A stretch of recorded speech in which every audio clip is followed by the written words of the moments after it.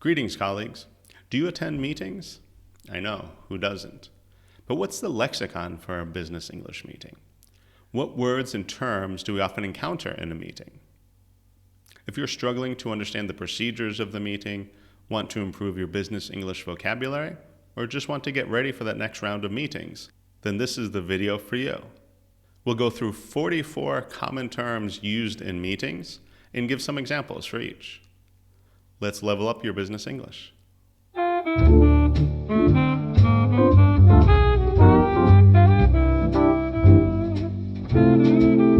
Vice Chairman, Nakatomi Investment Group.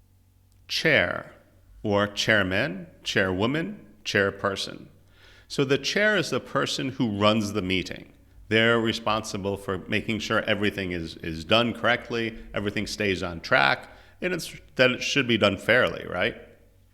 Now, traditionally, this was probably called chairman. Nowadays, of course, it's not uncommon for a woman to be the chair. We probably don't want to call her a chairman, so we could call her chairwoman.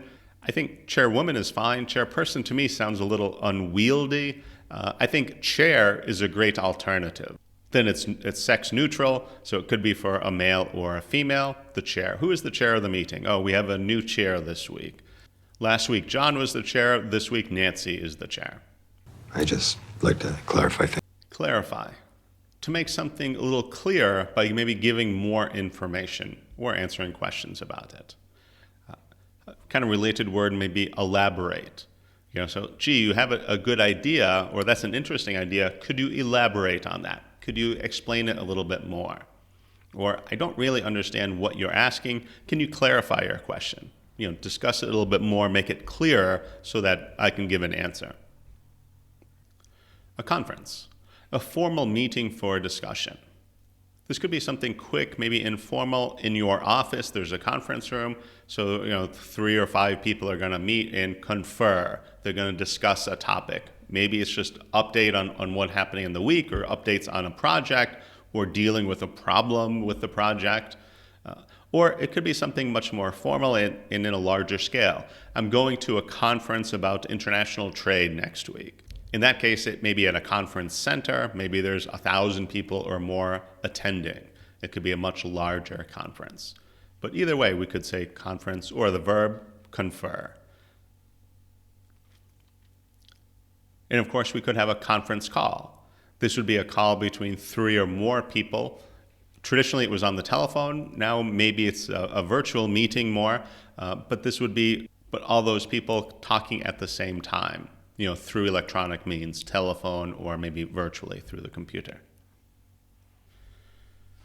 Consensus. So consensus is general agreement where everybody agrees. It may be hard to reach consensus if it's a difficult or controversial topic, but a lot of times we want to reach consensus. For example, if you're meeting with your friends, maybe one person wants to go to one restaurant, another wants to go to a different restaurant, another one wants just to go to a movie. But if you're friends, you're going to reach a consensus. Like, okay, I don't necessarily want to go to that restaurant, but everybody else does, so I'll go anyway. I'll kind of yield to the majority. I'll yield to everybody else because, okay, we can all enjoy that. If it's something that I vehemently oppose, I'm never going to go to that restaurant. That's a terrible restaurant. They treated me bad the last time I was there.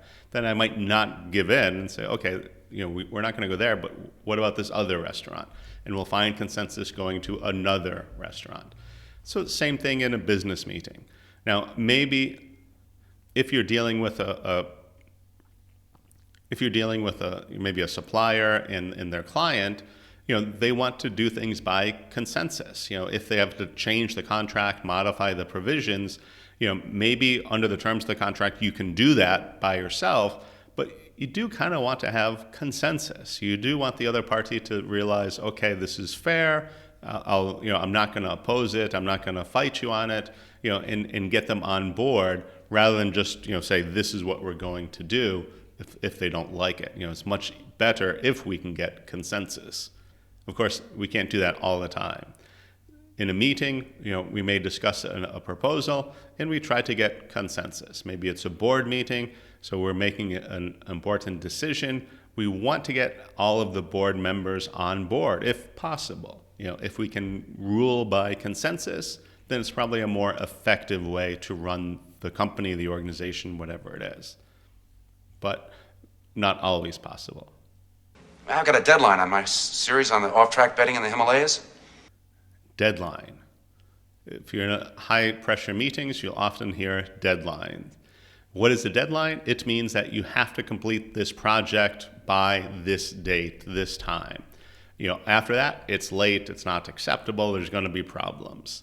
This is the deadline. We have to complete this and submit it by Friday. Friday is the deadline.